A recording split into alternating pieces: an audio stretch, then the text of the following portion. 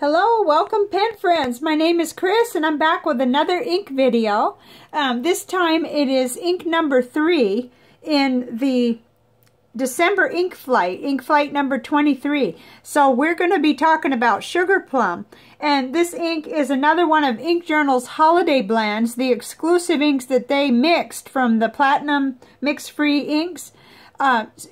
Special for those of us who subscribe to the Inkflight subscription boxes. So let's get right into this ink. It's a very pretty purple. First of all, we'll put it in the bath test and see how it fares with that. And I'm not putting quite as much water in there these days after my big flood earlier in the week. Okay. So that looks like it's nicely covered, okay? And then this is the result from the last ink.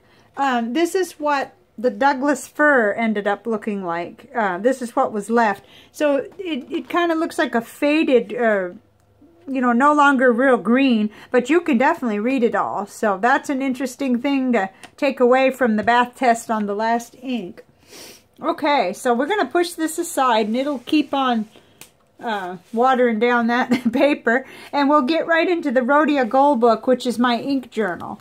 And I got to go back a page. Okay, so 3 inks. That's going to leave us 4 more in this ink flight, because there's always 7.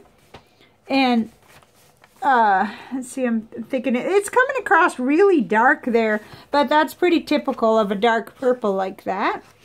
So here we go. Here it is in the Rhodia Gold book. And I wrote with the broad nib and the serendipity right up to this point. And then I switched over into the fine nib and the Lamy Vista for this part here. So I really love this color, but that shouldn't surprise regular viewers because I just love purple. Here it is on the Temari River sample there. And again, it's looking really, really dark. Let's see. Nothing I really do as far as positioning at this time will really change that. But it is a dark ink. It's very saturated, and yet it retains a nice purple that you can see on most of the paper. And I really love it. It flows really well in the nib too. I put down I may need the recipe, and we'll see. Maybe we'll be getting those later on. It's still being decided by Ink Journal. So.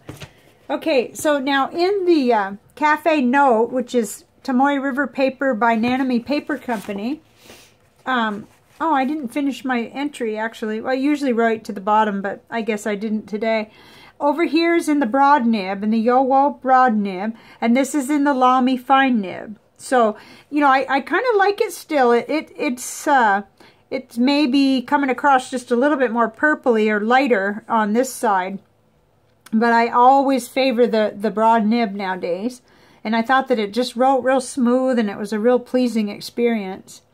It really reminds me of the Krishna Anakai, which we'll look at when we do the comparison panels there. Okay, and then I think we'll get a really good view of it in this little notebook, the Nemesine notebook. See that? I just immediately, you know, I start to see more of the color. I think this paper is just excellent. Even just dabbing the paintbrush, you know, you get the dark and the light all in the same thing. And just, you know, literally just swatching it. That's what I came up with, so that's nice. Gives us a good chance to see the range of the color. And then this is all of the writing is in the Moonman Mini with a glass nib. And I'm just continuing a year-end review, kind of following along with Boho Berry Challenge with their prompts.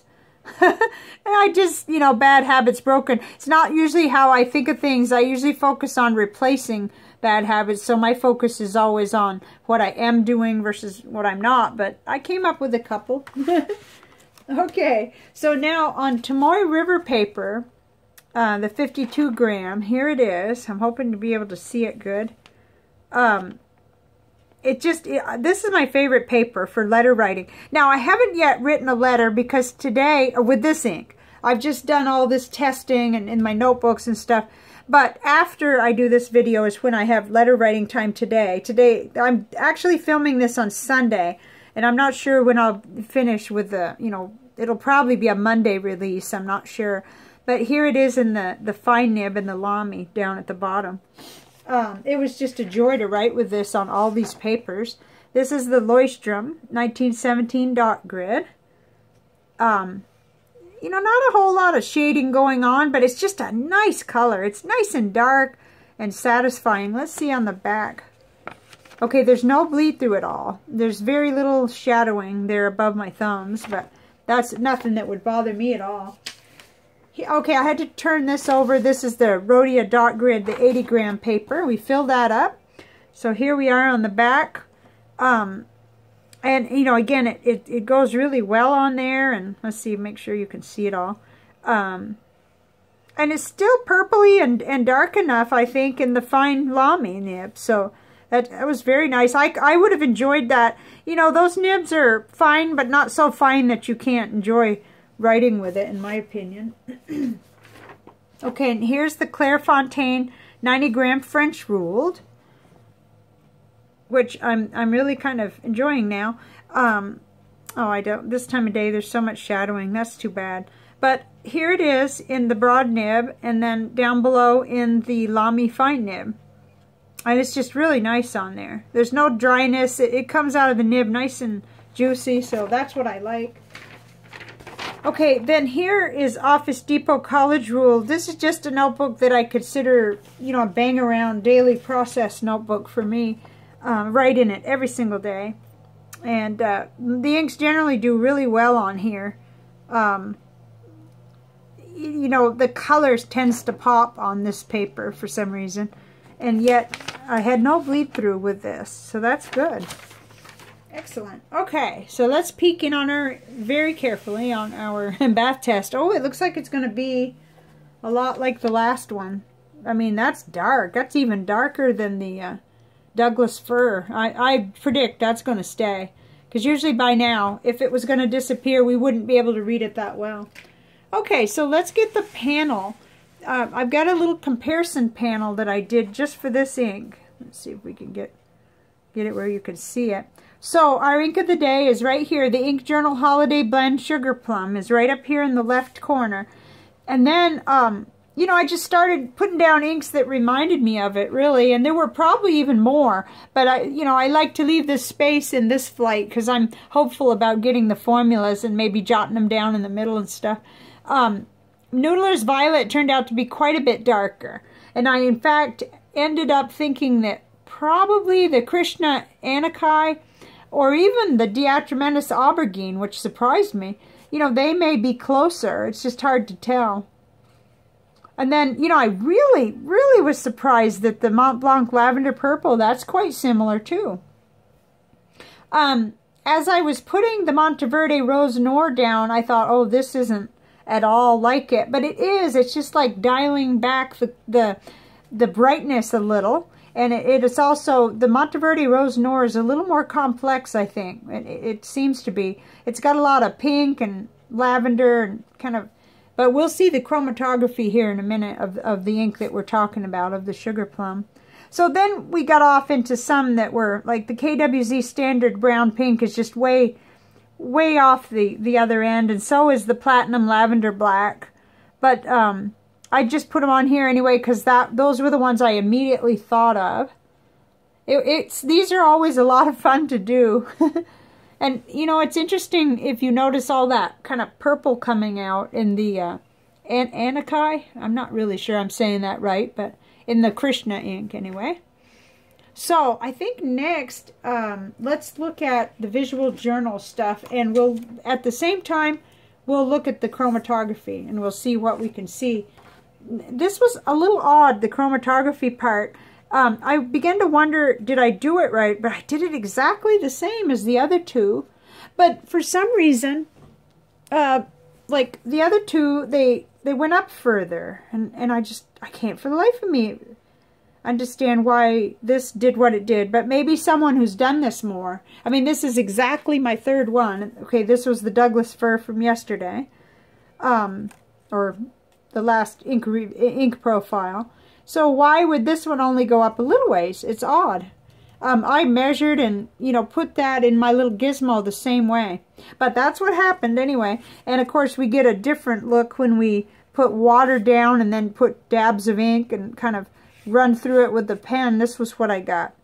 At least one of them. I'm going to show you the other visual journal too.